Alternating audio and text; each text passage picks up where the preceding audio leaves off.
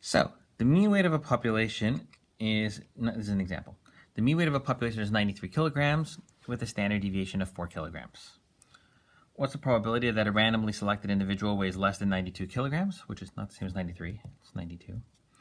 And what is the probability that a sample of 100 people will have a mean weight that is less than 92 kilograms? Okay.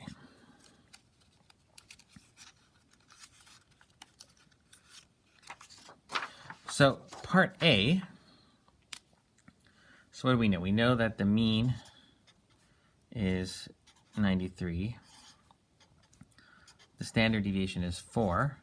And A is saying, what is the probability that X is less than 92? We don't need to do a correction because this is already continuous. So let's figure out the z-score. So the z-score is going to be the value minus the mean divided by 4, which is going to be negative 0.25. So that's going to be the probability that z is less than negative 0.25, which, looking it up on the z-score chart, is 40.13.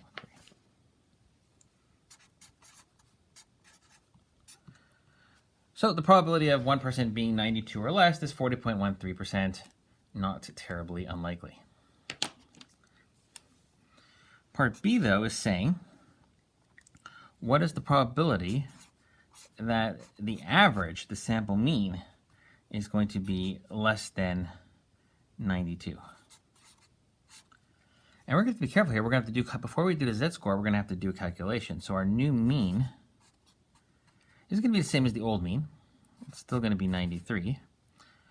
But our new standard deviation is going to be the old standard deviation divided by the square root of n, which is going to be, the old standard deviation was 4, and n is going to be, we're weighing 100 on root 100, which is 10, and that's going to be 0.4.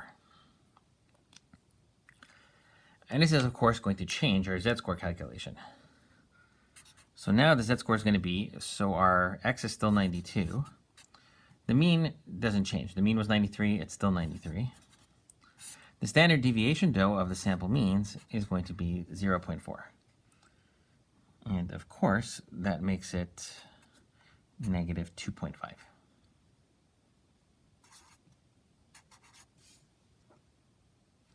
So what we have is this is going to be the same thing as the probability that z is less than negative 2.5, which is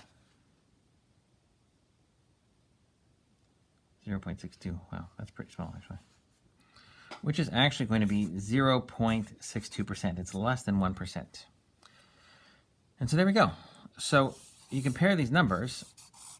The probability of one person being 92 or less is 40%, but the probability that 100 people will have an average that is 92 or less is substantially less, and in fact is only 1%.